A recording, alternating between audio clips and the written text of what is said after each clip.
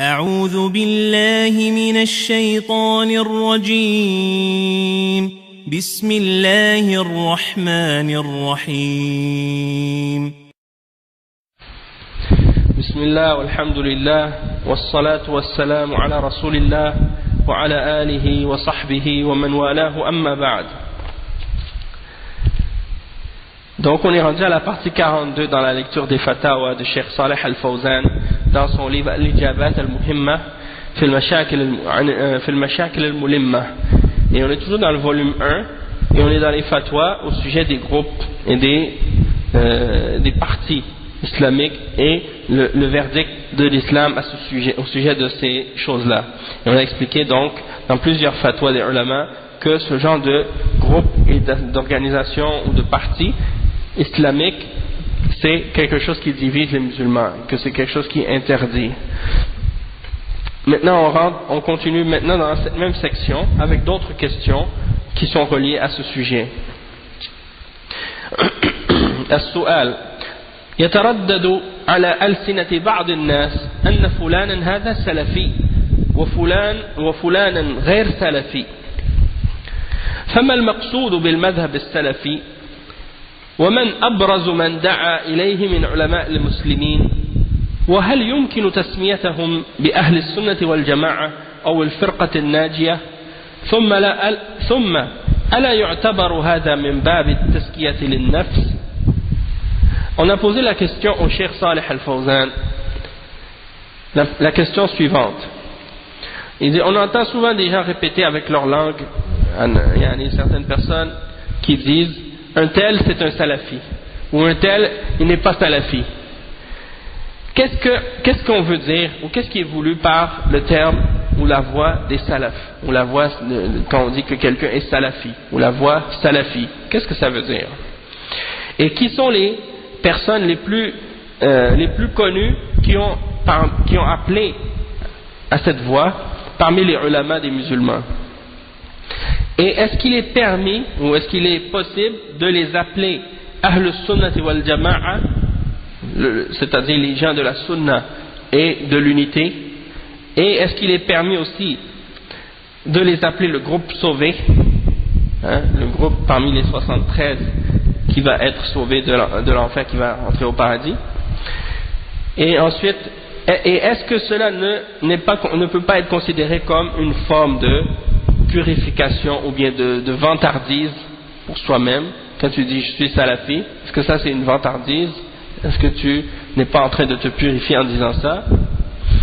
La réponse du cheikh est la suivante: Al-Jawab, al-maqsoud bil-madhhab al-salafi huwa ma kana alayhi salafu hadhihi al-ummah من الصحابة والتابعين والأئمة المعتبرين من الاعتقاد الصحيح والمنهج السليم والإيمان الصادق والتمسك بالإسلام عقيدة وشريعة وأدبا وسلوكا خلاف ما عليه المبتدعة والمنحرفون والمخرفون. Donc on va traduire cette partie en premier.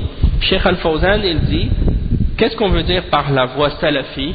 On veut dire ce que suivaient les prédécesseurs de cette umma, les salafs.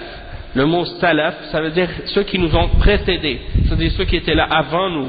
Et on parle donc des salafs de notre umma, c'est-à-dire les prédécesseurs de cette umma. Qui sont-ils? Parmi les sahaba, les compagnons du prophète Muhammad sallallahu alayhi wa sallam, ce sont eux les salafs. Puis ceux qui ont étudié avec les sahaba, les tabi'un. Puis les imams reconnus de l'islam, comme Abu Hanifa, Malik, Shafi'i, Ahmad et les autres imams de l'islam, l'imam al-Bukhari, Muslim, Nasa'i, At-Tirmidhi, Ibn Majah et d'autres parmi les grands imams de l'islam qui sont reconnus. Ceux-là étaient tous salafis, ils étaient tous sur la voie des salafs.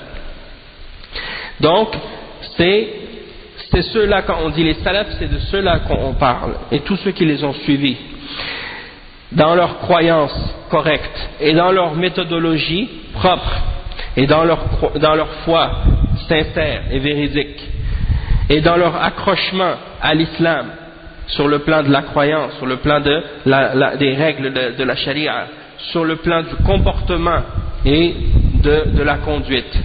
Donc sur tous ces aspects-là, C'est ça d'être un salafi. Contrairement à ce que suivent les mubtadi'a. Les mubtadi'a, c'est qui? C'est des gens qui font des bid'a, qui font des innovations. Et ça peut être des innovations dans la croyance, dans la aqidah, ou bien des innovations dans les paroles ou dans les actions. Hein? Donc ça c'est ce qu'on appelle des mubtadi'a. Ok? Et aussi des munharifoun, c'est-à-dire des gens qui sont déviés, qui sont en dehors du droit chemin, ou qui ne sont pas sur le bon chemin, qui sont déviés. Ou bien des gens qui disent des choses qui sont fausses et qui opposent la vérité, qui inventent des choses dans la religion, des superstitions, des choses de ce genre.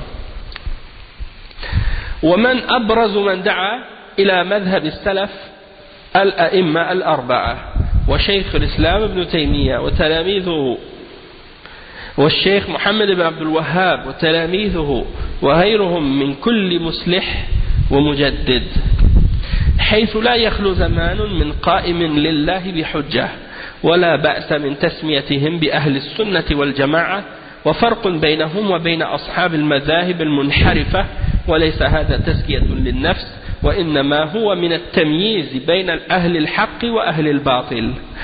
Donc le cheikh il répond ensuite, il continue la réponse, il dit que les plus connus d'entre les gens qui ont appelé à la voie des salafs sont les 4 imams des madhahib. C'est-à-dire les 4 imams des madhahib, Abu Hanifa, Malik, Shafi'i, hein, et Ahmad. C'est les 4 imams des madhahib connus. De même que Cheikh al-Islam Ibn Taymiyyah, un des grands savants de l'islam, et ainsi que ses élèves, Ibn al-Qayyim et les autres. De même que le Cheikh Muhammad ibn Abdul Wahhab et ses élèves. Et tous ceux qui ont travaillé pour la réforme et le fait de ramener l'islam à sa pureté. Parce qu'à travers les siècles, 1400 ans, on sait qu'à certaines époques, il y a des gens qui sont venus avec des choses nouvelles, des innovations, des falsifications, des déformations de la réalité de l'islam. Et à chaque fois, Allah subhanahu wa ta'ala ramène un savant ou des savants pour ramener l'islam dans sa pureté originelle et pour ramener la religion telle qu'elle était à la base. C'est-à-dire, les choses qui ont été rajoutées, eux, ils les purifient, ils les enlèvent. Et les choses qui ont été oubliées, ils les ramènent, ils les appliquent. Ils réforment la religion de cette façon-là.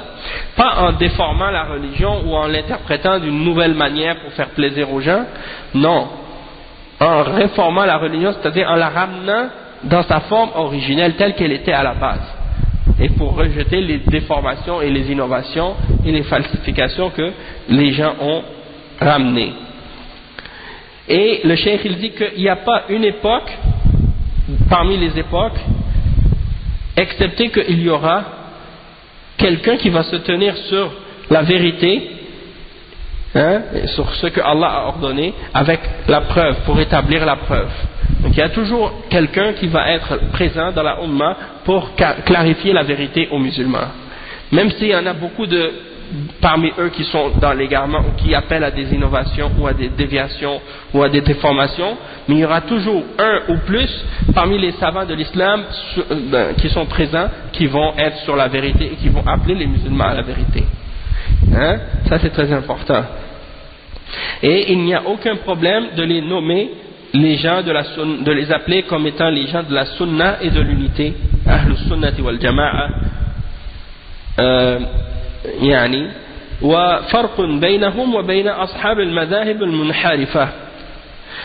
Donc ça c'est pour montrer qu'il y a une différence entre eux, c'est-à-dire entre les salafis et ceux qui suivent des méthodologies et des voies qui sont déviées, comme des sectes, des groupes innovés et ainsi de suite, comme les soufis, les shi'a, les khawarij, les mu'tazila, les asha'ira, les maturidiyya, les différentes turuq soufiyya, Naqshbandiyya, Qadiriyya, Chistiyya, Tijaniyya, Saharwardiyya et toutes ces autres sectes. C'est la même chose. Ikhwan Muslimin, Jama'at Tabligh et ainsi de suite. Tout ça c'est des différentes sectes qui suivent des méthodologies déviées, qui sont contraires au Coran et à la Sunna. Donc on se distingue de ces gens-là en disant qu'on est salafi. Puisque souvent, qu'est-ce qu'on entend des gens dire? C'est Allah il nous a appelés musulmans dans le Coran, donc il ne faut pas utiliser un autre nom, parce que Allah il nous a appelés musulmans. D'accord? Ok, d'accord, on va dire, toutes ces sectes-là, arrêtez de vous appeler soufis, arrêtez de vous appeler tablighi, arrêtez de vous appeler ikhwani, et nous on va arrêter de dire salafi. Quittez toutes ces différentes innovations et toutes ces sectes, et nous on va arrêter de dire salafi dans ce cas-là. Mais tant que vous continuez à défendre des sectes et des groupes et des turcs soufis et des groupes de bid'a, et bien nous on va continuer à se dire salafi pour se distinguer, puisque à l'époque des sahaba il n'y avait pas de sectes. À l'époque du prophète sallallahu alayhi wa sallam il n'y avait pas de secte, il y avait un seul islam. Et à l'époque des sahaba il y avait un seul islam. Puis petit à petit des gens ont ramené des innovations, et à chaque fois que des gens ont ramené des innovations, les savants de l'islam ont été obligés d'utiliser des terminologies pour se distinguer de ces groupes-là qui avaient amené des innovations. Et pour distinguer les gens qui suivent la vérité de ceux qui suivent la déviation et l'innovation. Donc ça, c'est des noms qui ont été ramenés, et c'est des noms qui sont tirés des textes du Coran et de la Sunna. Comme par exemple, le terme salafi, il signifie dans la langue arabe ceux qui nous ont précédés, de suivre ceux qui nous ont précédés, parmi les sahaba et les tabi'in. Et ça, c'est mentionné dans le Coran. L'utilisation du terme salafi était utilisée à l'époque des tabi'in.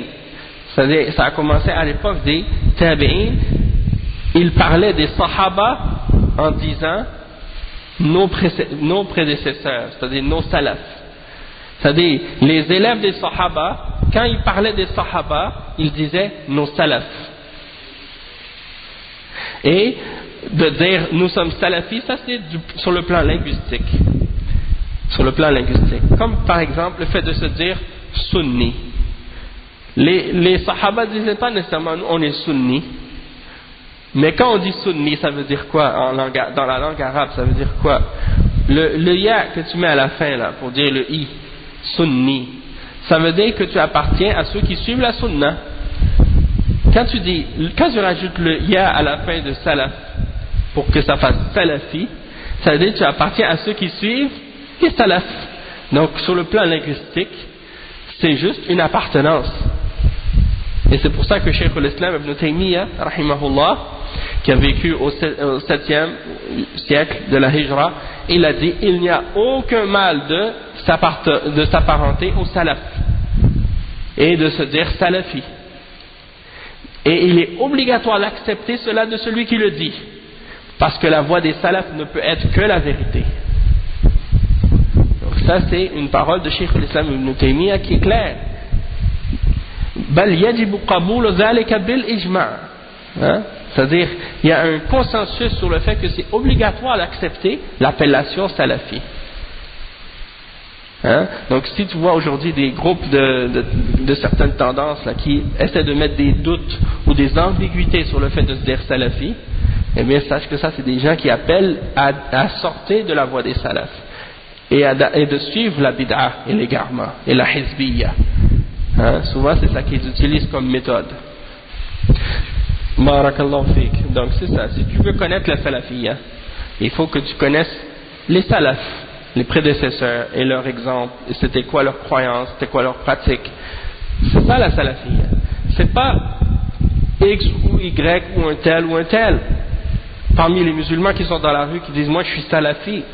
Quelqu'un peut se dire salafi, ça ne veut pas dire qu'il est parfait. Ça ne veut pas dire qu'il ne fait pas de péché. Ça ne veut pas dire qu'il ne va pas faire des erreurs. Comme quand tu dis que tu es musulman, est-ce que ça veut dire que quand tu dis que tu es musulman, est-ce que ça veut dire que tu es parfait? Non. Il y a des musulmans qui font des péchés. Donc la salafiyya c'est l'islam. Et l'islam c'est la salafiyya. D'être salafi c'est d'être musulman, mais d'être un vrai musulman sur la sunna. C'est ça que ça veut dire être salafi. Mais est-ce que le fait que tu sois musulman sur la sunna, ça veut dire que tu vas être parfait 100%, tu vas jamais faire de péché, tu vas jamais faire d'erreur? Non, ça ne veut pas dire ça. Bien entendu, si tu fais un péché ou une erreur, tu vas te repentir à Allah subhanahu wa ta'ala pour suivre l'exemple des salafs. Parce que les salafs, quand ils faisaient un péché, ils se repentaient à Allah. Et c'est ça l'exemple des salafs.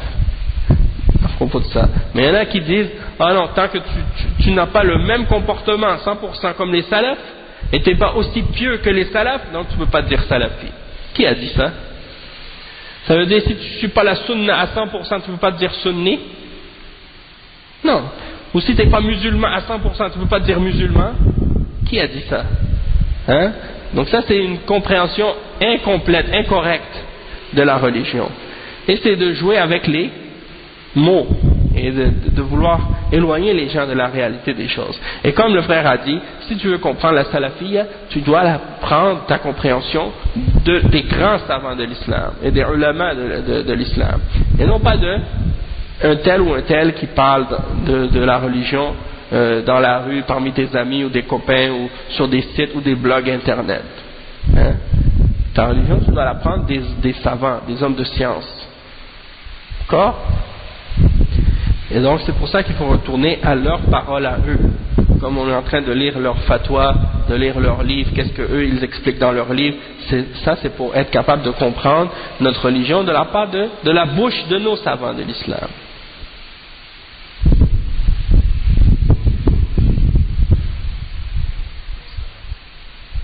Le mot salaf dans le Coran, il y a le mot salaf dans le Coran. فَجَعَلْنَاهُمْ سَلَفًا وَمَثَلًا لِلْآخِرِينَ. Le mot salaf il est écrit dans le Coran, mais c'est pour dire que c'est un mot connu dans la langue arabe, ça veut dire ceux qui ont précédé. Hein? Salaf ça peut vouloir dire un prédécesseur dans le bien comme dans le mal, mais c'est pour ça qu'on dit as-salaf as-salih. Pharaon c'est un salaf pour les gens qui font le mal. Hein?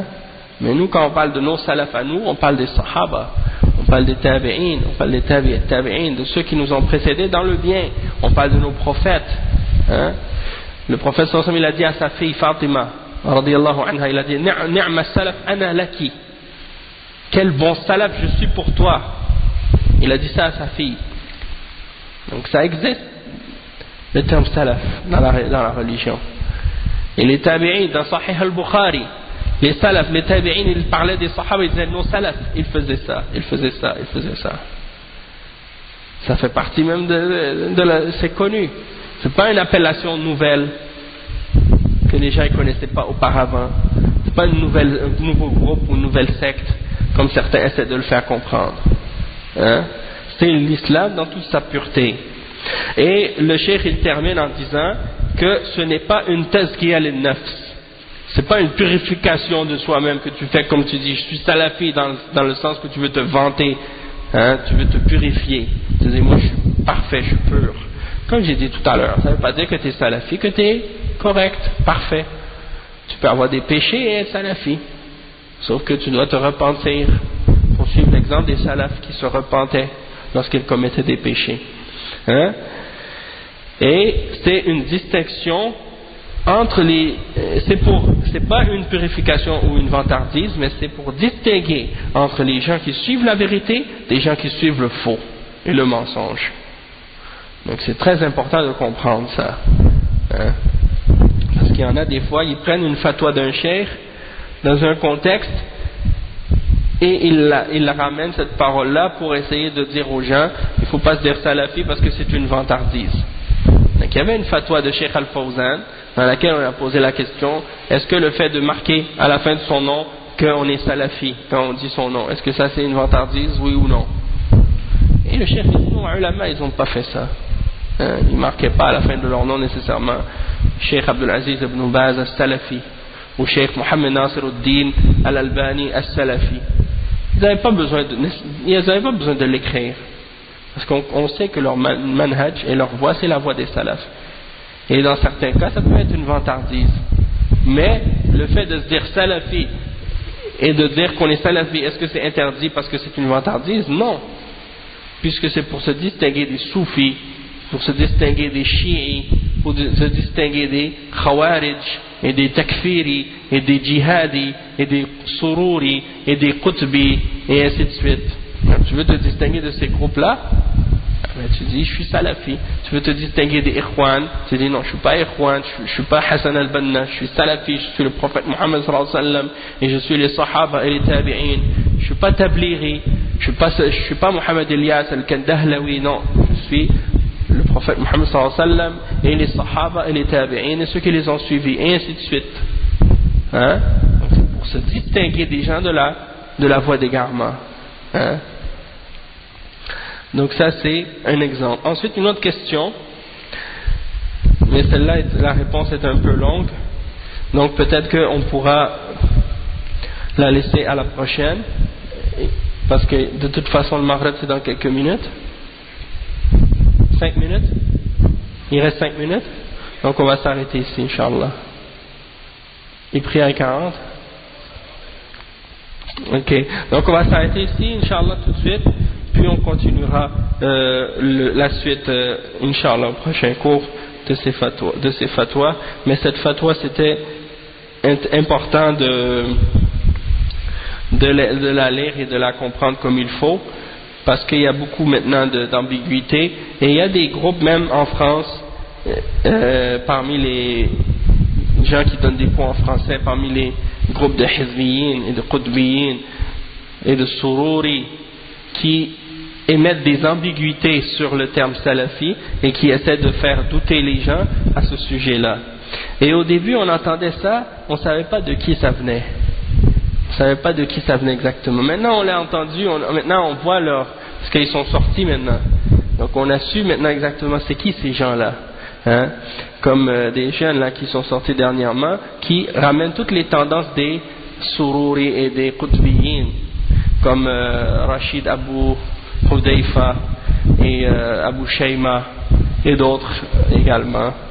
Et il y en a aussi en Belgique et en France qui ramènent ces tendances-là et qui veulent faire douter les gens sur le fait de se dire salafi ou des choses comme ça, ou qui ramènent des ambiguïtés sur la salafiyya. Ils vont dire les salafis ils sont comme ça, ils font ci, ils font ça, pour donner une mauvaise image aux salafis, une mauvaise réputation aux salafis.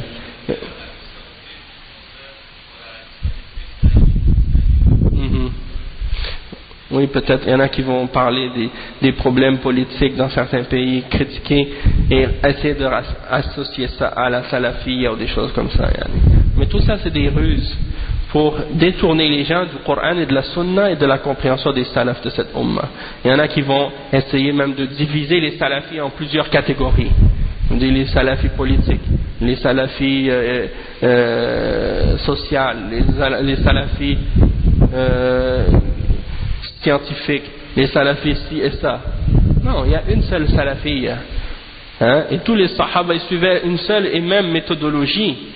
Même s'ils pratiquaient parfois, ils faisaient différentes formes de ibadat, mais ils ne se divisaient pas entre eux par rapport à ces différentes adorations-là.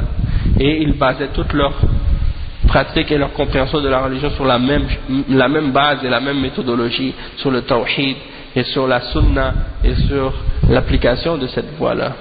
Donc il n'y a pas différentes formes de salafiyya ou différentes salafiyya, il y a une seule salafiyya. Hein? Donc on va s'arrêter sur ça, Inch'Allah, puis continuer prochain cours, Inch'Allah. Subhanakallah wa bihamdika ashhadu an la ilaha illa ant astaghfiruka wa atubu ilayk. Barakallahu fikum wa jazakum Allahu khairan. Wassalamu alaykum wa rahmatullahi wa barakatuh.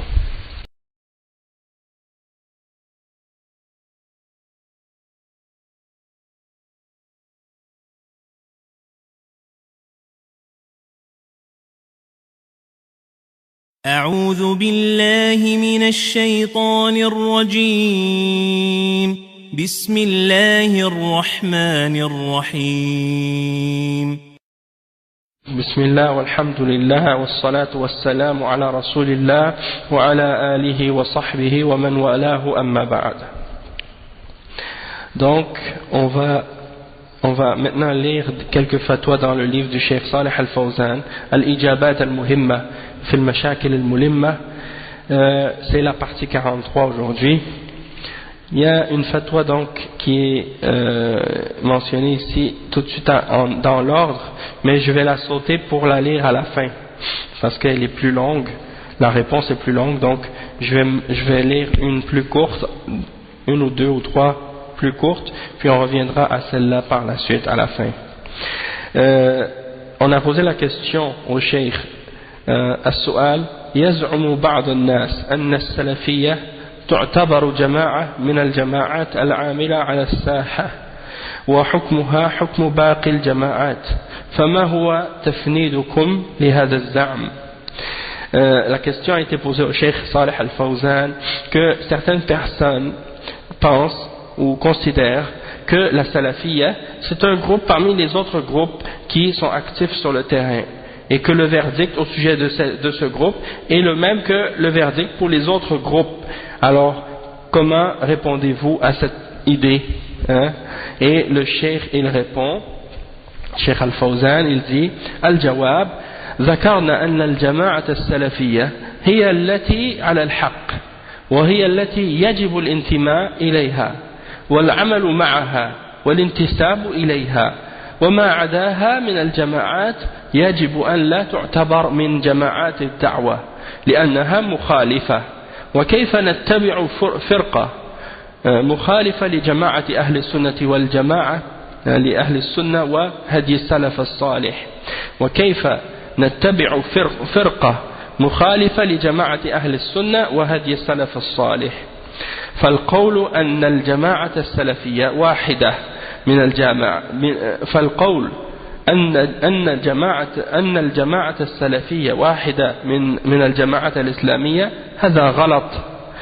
فالجماعة السلفية هي الجماعة الأصلية التي يجب اتباعها والسير على منهجها والانضمام إليها والجهاد معها وما عداها فإنه لا يجوز للمسلم أن ينضم إليه لأنه مخالف. وهل يرضى الإنسان أن ينضم إلى المخالفين؟ والرسول صلى الله عليه وسلم يقول عليكم بسنتي وسنة الخلفاء الراشدين المهديين من بعدي. وسئل عن الفرقة الناجية فقال ما أنا عليه وأصحابي. هل يريد الإنسان النجاة ويسلك غير طريقها؟ ترجو النجاة ولم تسلك مسلكها أو مسالكها إن السفينة لا تجري على اليبس.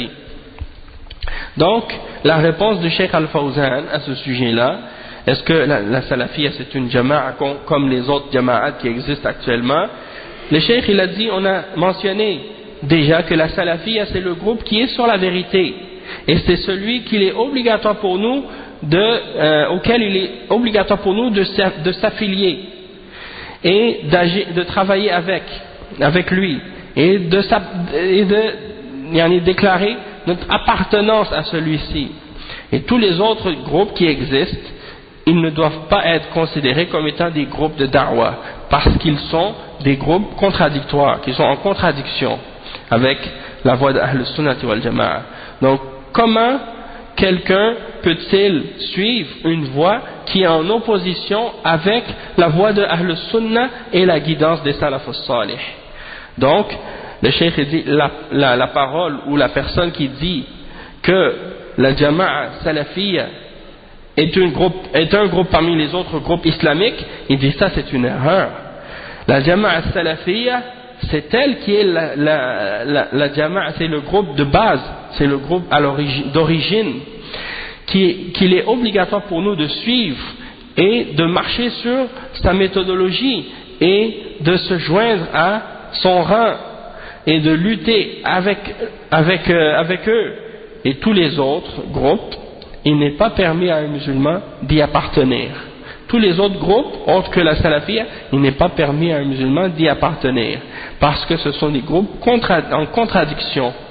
Hein? Et est-ce que quelqu'un est satisfait d'appartenir à ceux qui contredisent la voie de Ahl Sunnah wal Jama'a?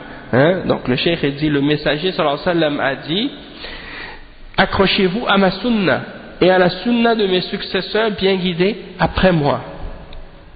Et il a été questionné au sujet du groupe sauvé et il a répondu en disant, c'est ce que je suis moi-même, c'est la chose que je suis, l'exemple que je suis, ainsi que mes compagnons. Donc est-ce que quelqu'un est satisfait ou est-ce que quelqu'un veut être sauvé et avoir le salut par une voie autre que la voie du salut?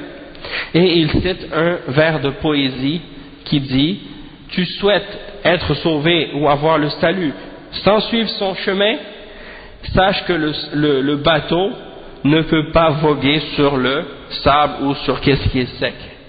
Hein? Si tu mets un bateau sur la terre, il ne va pas voguer. Eh bien, si tu veux trouver la voie de la vérité, eh bien, suis son chemin. Suis pas une autre voie, puis après, tu prétends vouloir suivre la vérité. Donc ça, c'est la réponse du cheikh à ce sujet-là, et ça répond à ceux qui prétendent que la salafiyya, c'est comparable aux autres groupes, et qui disent, en mentionnant les autres groupes, ils citent la salafiyya parmi ces groupes-là, parmi des groupes d'égarement, comme par exemple les Ikhwan, ou Tabligh, ou les Soufiyya, ou bien les Shia, ou les autres sectes, et ils mentionnent parmi eux la salafiyya pour les mettre à égalité. Ça c'est un mensonge, et c'est une malhonnêteté de la part de la personne qui fait ça. Aussi parfois il y en a des gens qui disent il faut laisser ces noms-là parce que ce sont des noms qui font de la division entre les musulmans. Ce sont des noms qui font de la division entre les musulmans, donc il ne faut pas dire ces noms-là ou utiliser ces noms-là. Allah nous a mentionné ou nous a appelés des musulmans. Ça c'est une shubha qu'on entend souvent, et il est bien important de comprendre que ce ne sont pas les noms qui divisent. Ce ne sont pas les noms qui divisent en eux-mêmes, mais ce sont les réalités qui se cachent derrière ces noms qui créent la division en réalité. Donc quand on dit par exemple à propos de quelqu'un qu'il est soufi, ou qu'il est chi'i, ou qu'il est naqshbandi, ou qu'il est ikhwani, ou qu'il est tablighi, tous ces noms contiennent des idées et des principes et des croyances qui sont contradictoires, et donc ce sont ces principes et ces idées et ces croyances qui créent de la division, et non pas seulement les noms à eux seuls. Hein? C'est comme si on dit par exemple de quelqu'un qu'il est communiste, ou qu'il est athée, ou qu'il est par exemple chrétien ou juif. Est-ce que tu vas dire qu'est-ce qui divise les hommes? Ce sont ces noms-là. Il ne faut plus utiliser ces noms-là. Il ne faut plus dire musulman, juif, chrétien, athée, communiste, socialiste, laïque. Ça divise les hommes. Il faut juste s'appeler être humain. Hein? Non. Qu'est-ce qui divise les hommes? C'est pas seulement ces noms-là, mais c'est les réalités qui se cachent derrière ces noms. Ces croyances qui sont derrière ces noms, qui impliquent des significations qui sont soit vraies ou soit fausses. Et toute chose qui est contraire au Coran et à la Sunna et à la vérité, donc il faut le rejeter, peu importe le nom qu'on lui donne. Et donc c'est pour cette raison-là que quand on parle, par exemple, juste pour donner un exemple, parce que je pourrais donner des exemples sur chacun de ces noms-là, mais pour se limiter à un exemple, par exemple, les soufis, eh bien si on dit le mot soufi, ça implique plein de bid'ah. Ça implique les danses dans la mosquée, les chants, la musique, les dhikrs innovés.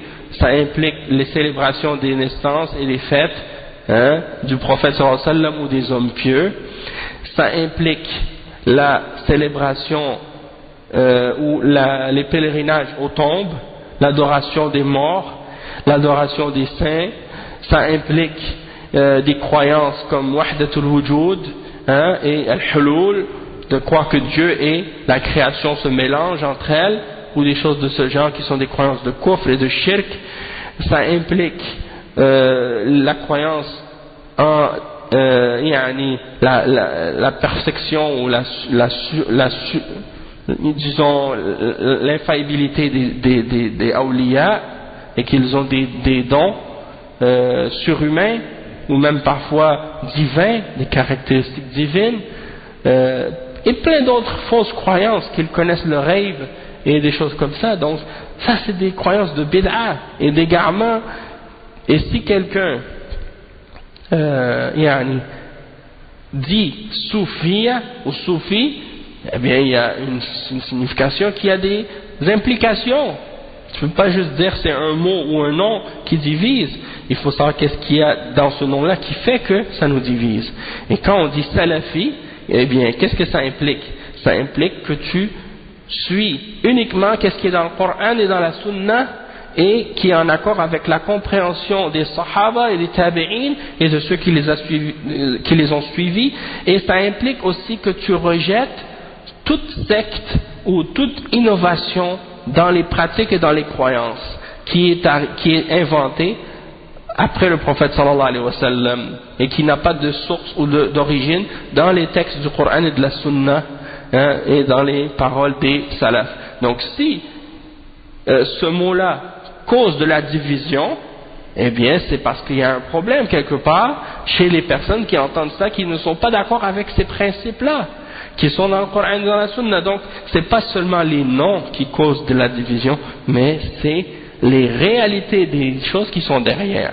De même qu'il y en a par exemple qui critiquent le fait qu'on va réfuter certains individus parce qu'ils ont commis des choses qui sont en opposition avec la vérité, et qu'on mentionne leur nom et qu'on mette en garde contre eux, ou qu'on avertisse contre eux et qu'on donne le bon conseil aux musulmans à leur sujet, et que ça leur déplaît parce que eux ils aiment la déviation et ils aiment l'égarement.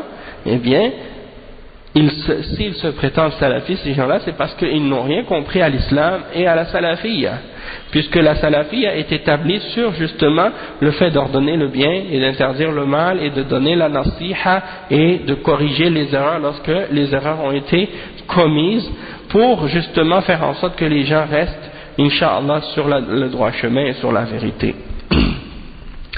Il y a une autre question de ce genre qui a été posée au Cheikh Salih Al-Fawzan. C'est la question suivante: السؤال هل السلفية حزب من الأحزاب وهل الانتساب لها مذموم ومن هم علماؤها.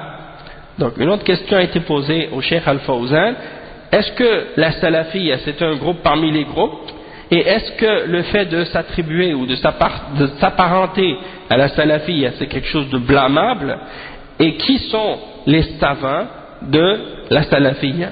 Donc le cheikh il répond, Cheikh Al-Fawzan, il dit: Al-Jawab, As-Salafiyya hiya al-firqatu an-najiyah wa hum ahlu as-sunnah wal-jama'a laysat hizbun min al-ahzab allati tusamma al-an ahzaban wa innama hiya hizbullah wa junduhu wa hum jama'atun 'ala as-sunnah wa 'ala ad-din wa hum ahlu as-sunnah wad-din. قال صلى الله عليه وسلم: لا تزال طائفة من أمتي على الحق ظاهرين لا يضرهم من خذلهم ولا من خالفهم.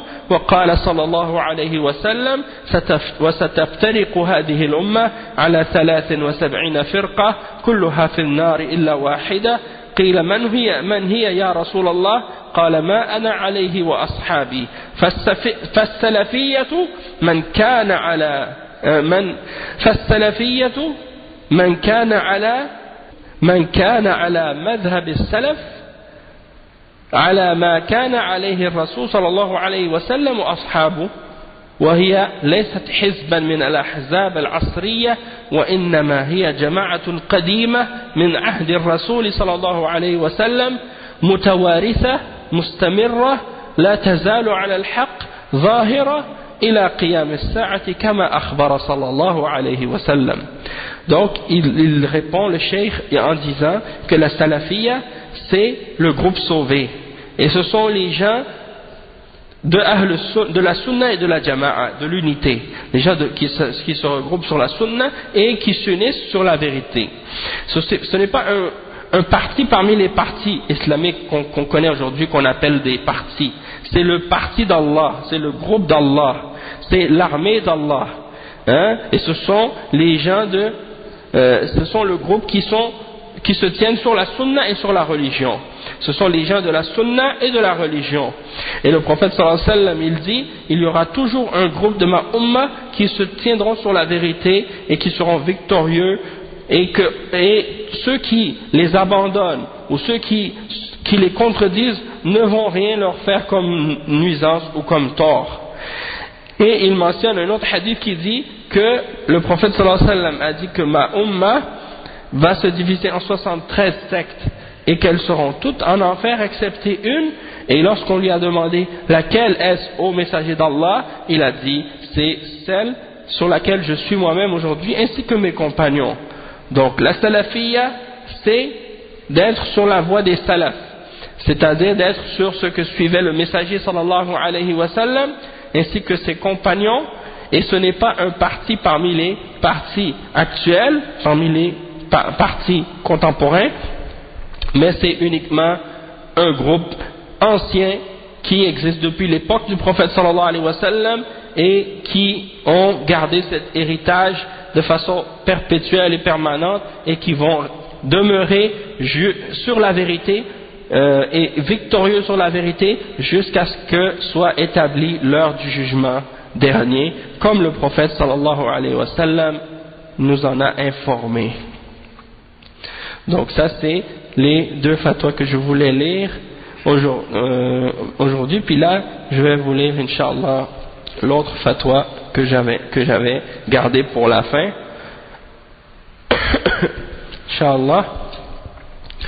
Et cette fatwa c'est la suivante: ما هي الضوابط الشرعية التي يحافظ بها المسلم على التزامه وتمسكه بمنهج السلف الصالح وعدم الانحراف عنه والتأثر بالمناهج الدخيلة المنحرفة. Donc, qu'est-ce que ça signifie? Ça signifie quelles sont les règles légales de la charia qu'on doit suivre si le musulman veut préserver son accrochement et sa pratique et son suivi de la méthodologie des pieux prédécesseurs et qui ne veut pas dévier ou se laisser influencer par les différentes méthodologies déviées. Wa alaykum salam wa rahmatullahi wa barakatuh. Naam. Donc le Cheikh Al-Fawzan il a répondu par plusieurs points. Il mentionne quatre points.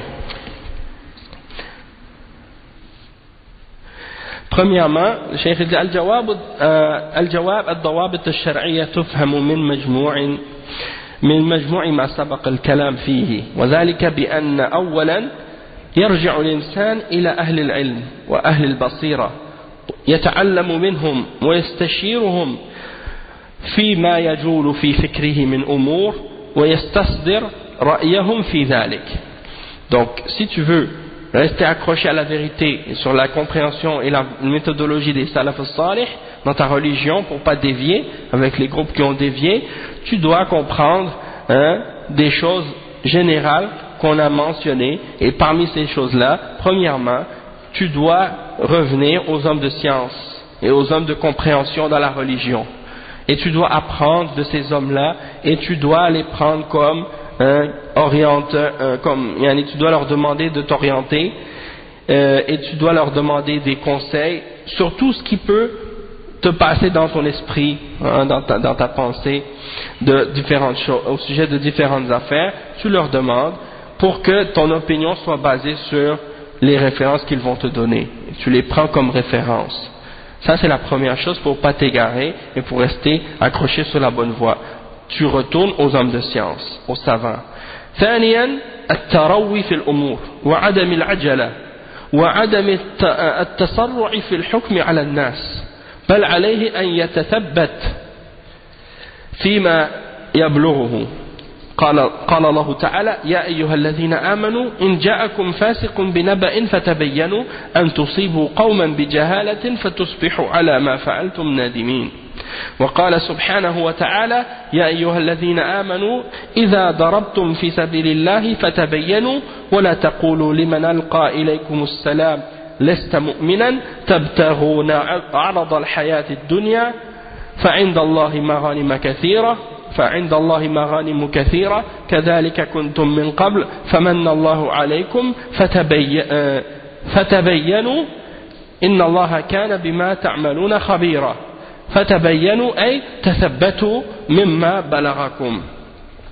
Donc deuxièmement, il faut prendre son temps, de ne pas se précipiter dans le jugement qu'on fait sur les autres, sur les gens. Il faut vraiment prendre son temps pour bien vérifier les paroles et les informations qui nous arrivent. Comme Allah subhanahu wa ta'ala, il dit dans Surat al-Hujurat, le verset 6, Allah subhanahu wa ta'ala, il dit, ô vous qui avez cru, si un pervers vous vient avec une nouvelle ou une information, alors vérifiez-la, de peur de faire du tort à des gens par ignorance et que par la suite vous allez avoir du regret et des remords de ce que vous avez fait. Donc de vérifier l'information quand elle nous parvient. Et un autre verset qui est mentionné, qui est le verset 94 dans Surat An-Nisa, qui également mentionne, il dit, Allah subhanahu wa ta'ala dit, ô vous qui avez cru, il dit ce qui signifie, ô vous qui avez cru, lorsque vous partez dans le sentier d'Allah, alors vérifiez, et ne dites pas à celui qui vous donne le salam, qui n'est pas croyant, en cherchant à obtenir une part de cette vie d'ici-bas.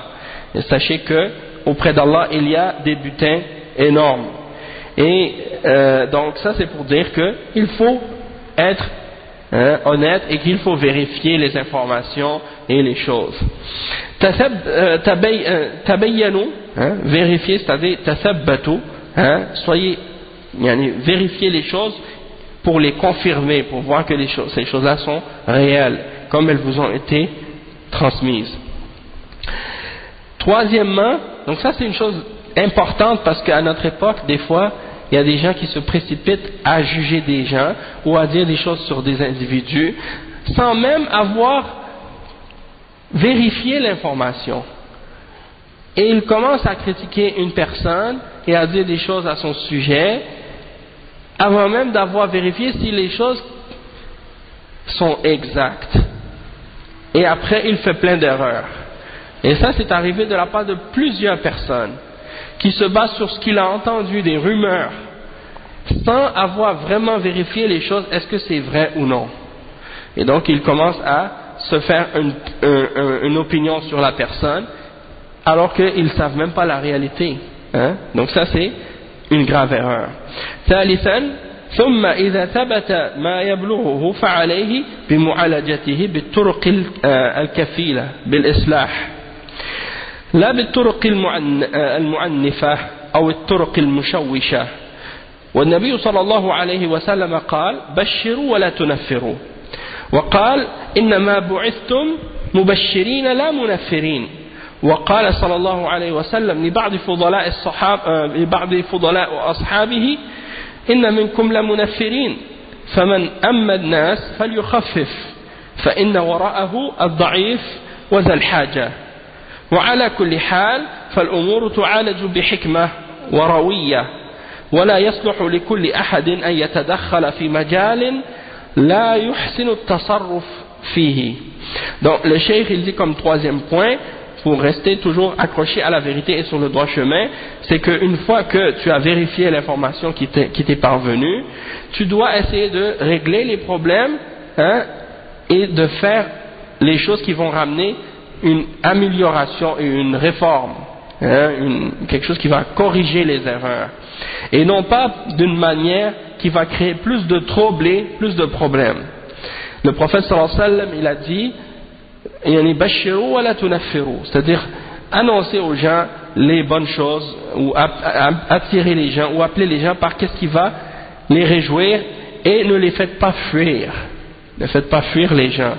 Et il a dit dans un autre hadith également qui est authentique, on vous a envoyé comme des personnes pour ramener les gens et en leur appelant d'une manière qui va les réjouir et non pas qui va les repousser, qui va les faire fuir. Et il a dit à certains d'entre des sahaba, certains d'entre les nobles d'entre les sahaba, parmi vous il y en a qui font fuir.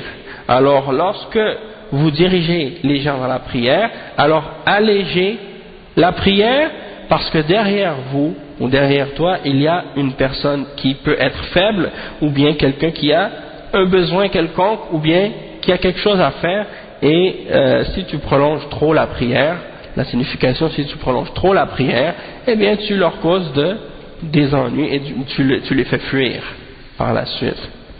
Donc de toute façon le cheikh dit donc il faut régler les problèmes d'une manière sage, de façon reposée et non pas précipitée, et c'est pas tout le monde qui est apte à faire ça. Non, donc, comme le cheikh il a dit, c'est pas tout le monde qui peut se permettre d'entrer dans ce genre de choses, surtout si ce sont des gens, ils veulent rentrer des fois dans des sujets qu'ils ne maîtrisent pas ou qu'ils ne savent pas comment gérer, donc ils peuvent causer plus de tort que de bien parfois. Donc il faut agir avec sagesse pour régler les problèmes et non pas causer plus de problèmes, et malheureusement c'est ça qui se passe de la part de certaines personnes.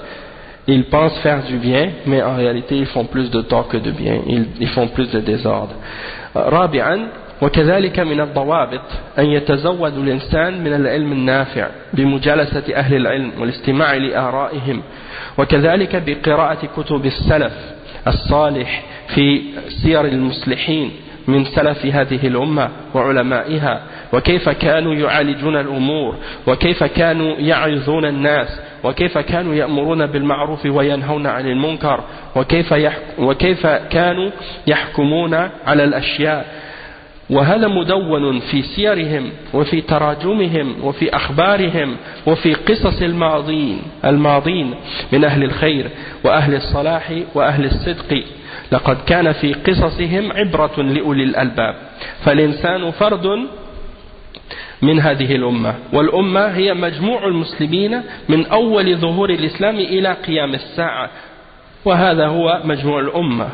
والمسلم يراجع سير السلف الصالح وأخبارهم وكيف كانوا يعالجون الأمور وهديهم في ذلك حتى يسير على نهجهم، ولا ينظر إلى أقوال المتسرعين وأخبار الجهلة الذين يحمسون الناس على غير بصيرة.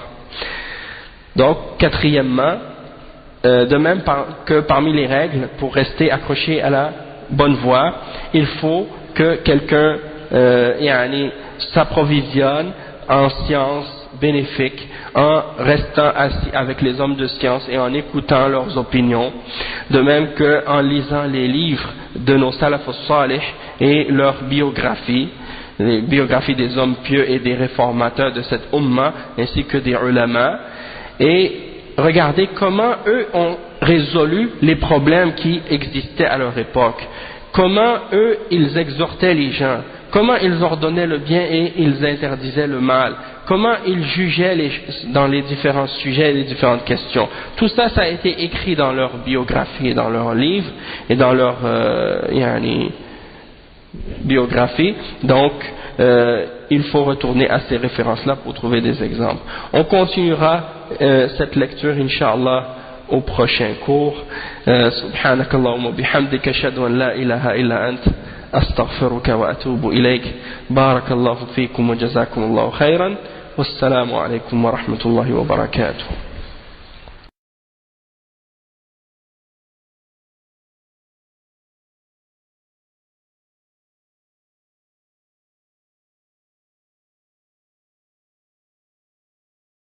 أعوذ بالله من الشيطان الرجيم. بسم الله الرحمن الرحيم. Donc, bismillah, walhamdulillah, wassalatu wassalamu ala rasulillah wa ala alihi wa sahbihi wa man walahu amma ba'd. On est arrivé hier donc à la lecture des fatwas de Cheikh Al-Fawzan dans Al-Ijabat Al-Muhimma fil Mashakil Al-Mulimma, au point numéro 4 dans une question qu'on avait commencé à expliquer au sujet de comment s'accrocher, c'est quoi les règles et les principes pour qu'on reste accroché à la voie des salafs et pour pas qu'on s'égare. On avait expliqué 3 points précédents, de retourner au ulama, de prendre son temps et de bien vérifier les informations lorsqu'elles nous arrivent, et troisièmement, une fois qu'on a vérifié, d'essayer de régler les choses de la manière la plus correcte et de ne pas créer plus de problèmes.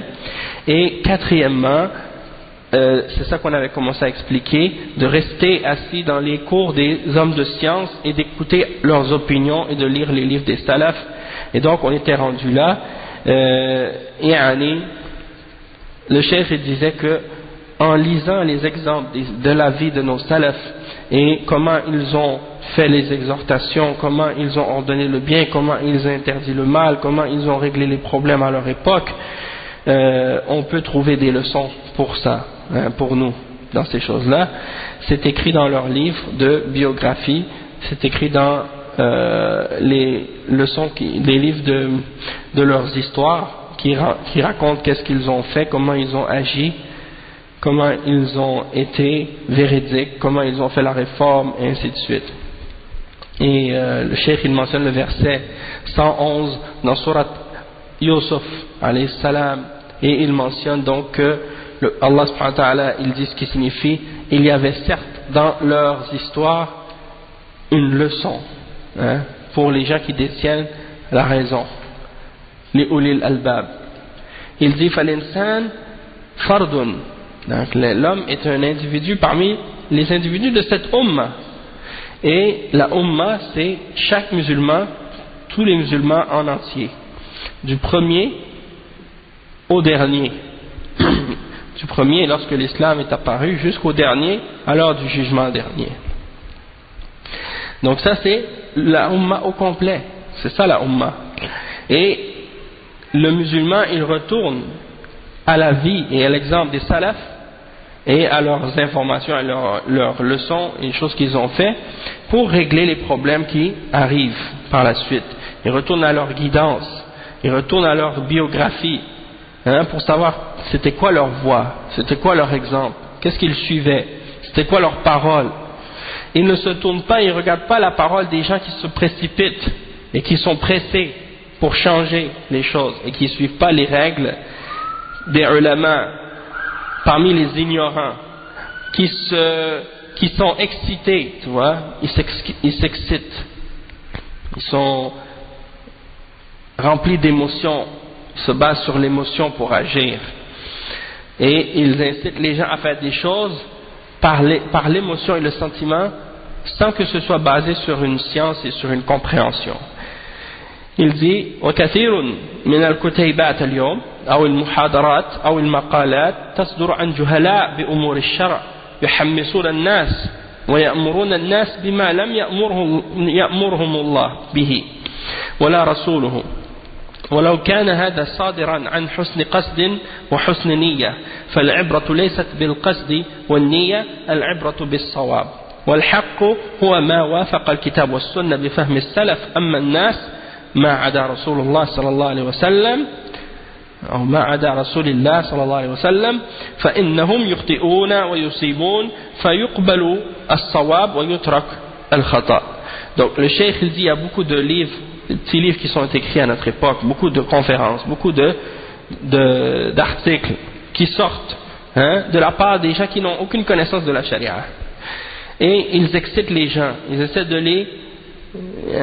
les faire agir par émotion, par sentiment, dans des choses, hein, il leur ordonne de faire des choses que Allah n'a pas ordonnées, ni le prophète Muhammad sallallahu alayhi wa sallam.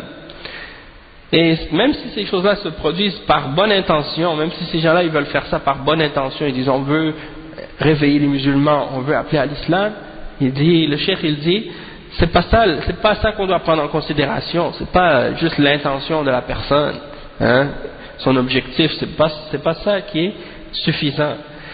Il faut voir est-ce que c'est correct, qu'est-ce qu'il fait, parce que qu'est-ce qui est la vérité? La vérité c'est ce qui est en accord avec le Coran et la Sunna selon la compréhension des salafs. Mais les hommes, excepté le prophète sallallahu alayhi wa sallam, ils peuvent avoir raison comme ils peuvent se tromper. Hein? Donc on prend qu'est-ce qui est correct et le reste, qu'est-ce qui est mauvais, on l'abandonne, on le laisse.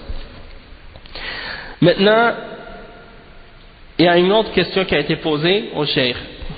السؤال أرجو أن تبين لنا القول في علماء المدينة أعني بهم من يدعون السلفيين فهل هم على صواب فيما يفعلون أوضح لنا يا شيخ الحق في هذه المسألة. Donc ils ont posé la question au cheikh, on souhaiterait que vous nous expliquiez une parole au sujet des savants de Médine, et je veux dire par là ceux qu'on appelle les salafiyyin. Est-ce qu'ils ont raison dans ce qu'ils font, et clarifier ça pour nous au cheikh, clarifier la vérité à ce sujet-là pour nous notre cheikh. Donc, le cheikh Al-Fawzan il répond. Il dit Al-Jawab أنا أريد أن تتركون من هذه الأشياء تعيين أهل المدينة تعيين فلان وفلان أنا بودي أن تتركون من تعيين أنا بودي أن تتركون من تعيين فلان وفلان أهل المدينة كما سميتموهم أنا ما أعرف عنهم إلا الخير وأنهم على علم وصلاح وأنهم أرادوا أن يبينوا للناس الأخطاء التي وقع فيها بعض المؤلفين أو بعض الأشخاص من أجل النصيحة للناس ما كذبوا على أحد وما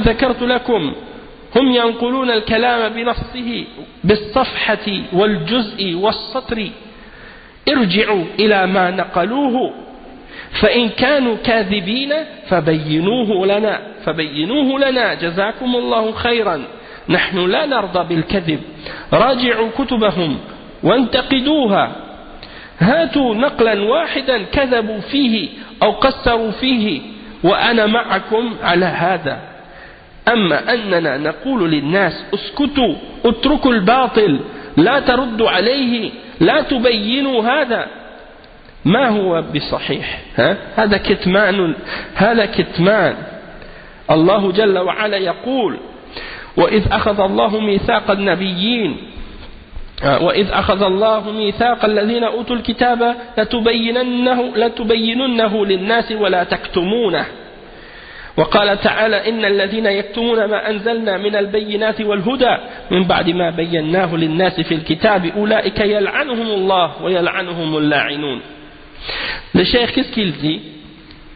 Il dit la question premièrement, on a traduit la question déjà. Le cheikh il répond, il dit je veux que vous nous laissiez avec ces désignations que vous faites quand vous dites les savants de Médine ou les gens de Médine ou un tel, laissez-nous laissez de côté ce genre de choses, c'est-à-dire de désigner telle ou telle personne, en particulier dans les questions, lorsque c'est le temps de poser des questions. Il dit les gens de Médine, comme vous les avez appelés, il dit moi je connais rien excepté du bien à leur sujet, je connais rien d'autre que du bien à leur sujet. Et ce sont des gens qui parlent avec science et qui sont des gens de bien. Et ils ont voulu clarifier les erreurs de certaines personnes pour les gens. Des erreurs dans lesquelles certains auteurs sont tombés ou certains individus. Dans le but de donner le bon conseil aux hommes.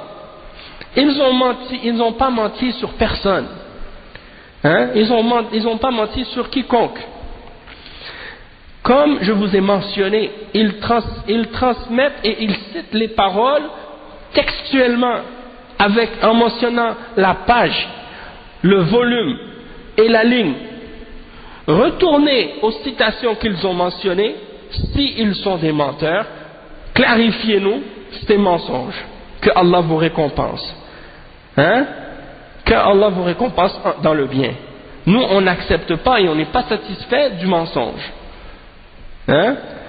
Retournez à leurs livres et critiquez ces livres. Et ramenez-nous une seule citation dans laquelle ils ont menti. Ou bien ils ont fait part de négligence. Et je serai avec vous dans ça. Mais que vous disiez aux gens, taisez-vous, parlez pas du faux, laissez le faux. Ne clarifiez pas les choses pour les gens. Il dit non, ça c'est pas correct. Ça c'est de cacher la vérité. Et ça c'est pas permis. Donc c'est comme si le cheikh il dit, si vous voyez que ces gens-là ont critiqué un individu ou une personne, ils ont écrit un livre sur quelqu'un pour montrer ses erreurs, et qu'ils ont cité la personne textuellement telle qu'elle, avec la page du livre, retournez à tel livre, telle page, vous allez trouver la parole de l'auteur, pour vérifier vous-même. Est-ce qu'ils ont menti? Est-ce qu'ils ont cité les choses incorrectement? Est-ce qu'ils ont mal fait les références? Si c'est un mensonge, je suis avec vous. Mais c'est ce qu'ils ont dit, c'est la vérité, et que ces erreurs-là sont réellement dans ces livres. Alors, où est le problème? Vous voulez qu'on se taise, qu'on cesse de clarifier la vérité? Et Allah subhanahu wa ta'ala, il dit dans le verset 187, dans Surat Al-Imran, et lorsque Allah subhanahu wa ta'ala a pris le pacte de ceux qui ont reçu le livre, vous allez clarifier la vérité pour les gens et vous n'allez pas la cacher.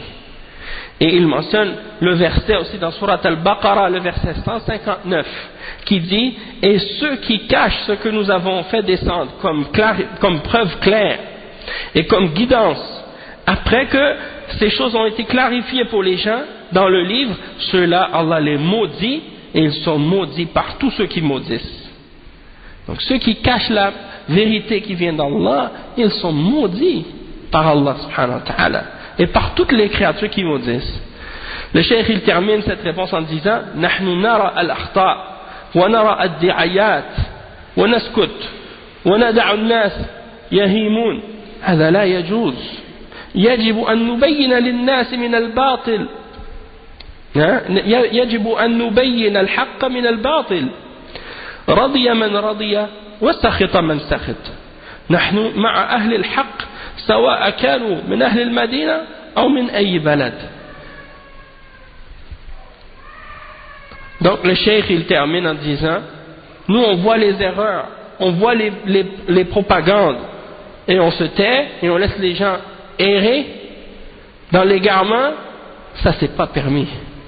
Tu vois l'égarement, tu entends l'égarement, tu vois les gens qui disent n'importe quoi sur l'islam, qui parlent n'importe comment sur l'islam, qui appellent les gens à l'égarement.